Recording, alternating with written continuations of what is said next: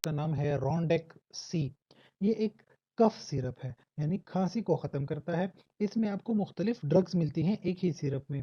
जैसे कि मैं बताऊं, डेक्स्ट्रोमेथॉर्फन आती है, कॉर्बिनोक्सामीन मेलिएट, सूडोएफेड्रीन और गुआइफेनेसिन मुख्तलिफ तरह की डोजेज में अवेलेबल हैं। देखा जाए, सबसे पहले तो आप ज़रा कफ को समझिएगा ना।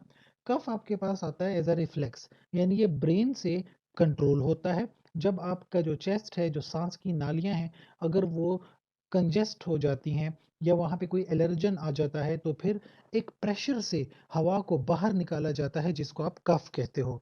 अब अगर कोई इरिटेंट है या म्यूकस प्रोडक्शन हो गई, यानी बलगम बहुत ज़्यादा प्रोड्यूस हो गया है, क्योंकि कफ दो तरह का होता है। एक होती है खुश्क खांसी, एक होती है प्रोडक्टिव कफ। खुश्क खांसी यानी ड्राई कफ में बलगम नहीं होता, जबकि प्रोडक्टिव कफ में बलगम होता है। तो इस तरह की मेडिसिन में अगर आप देखें, सूडोएफेड्रीन जैसे आती है। सूडोएफेड्रीन का काम क्या है कि वो कंजेस्शन को ख़त्म करती है।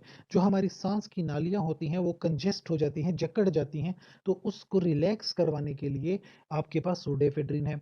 फिर अगर आप देखें, इसमें आपके पास कार्बिनोक्सामीन मेलिएट आती है। अच्छा, खास के बाद डेक्स्ट्रोमेथॉर्फन क्या करती है, ये ज़्यादा ज़रूरी है।